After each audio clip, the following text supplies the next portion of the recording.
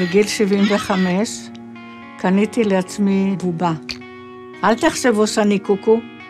בובה זה סמל לילדות שלי, שלא היה לי צעצועים ולא היה לי שום דבר.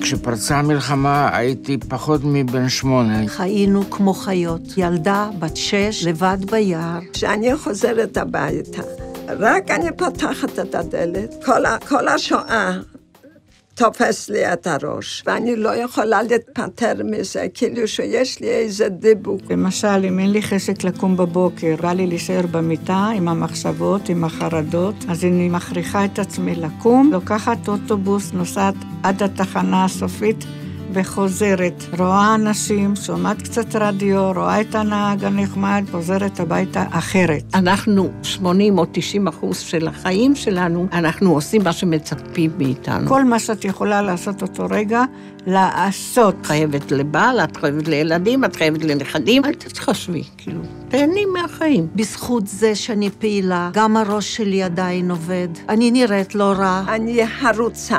מה שאני צריכה לעשות מחר, אני עושה היום. עכשיו יש לי אינטרנט, זה המאהב שלי. הייתי גם בחוג של פלמנקו.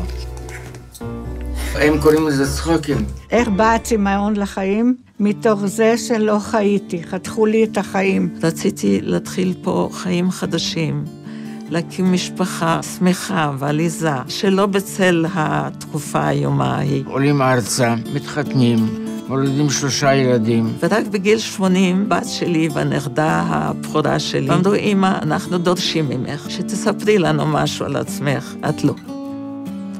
את אף פעם לא מספרת לנו כלום. די מאוחר גיליתי שיש עזרה פסיכולוגית. ובעזרת הטיפול הזה, אני פשוט עומד היום על הרגליים.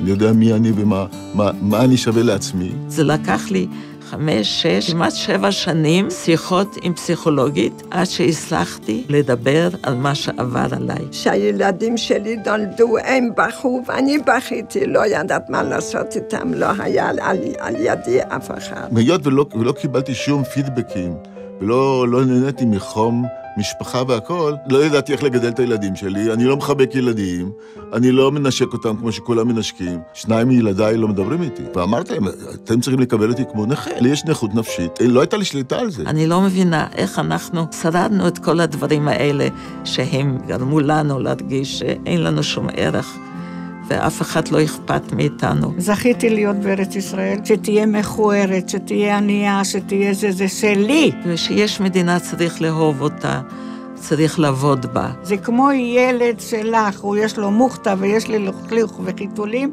אבל הוא שלך. אני מרגישה שבכל זאת, יש לי איזשהו תפקיד בעולם הזה כל זמן שאני חיה. אולי בזה שאני אוהבת בני אדם, לעודד ולהגיד מילה טובה, וגם לספר, כי על כל יום אפשר לכתוב ספר, מה עבר עלינו, מה סבלנו, איך נלחמנו על כל רגע של חיים.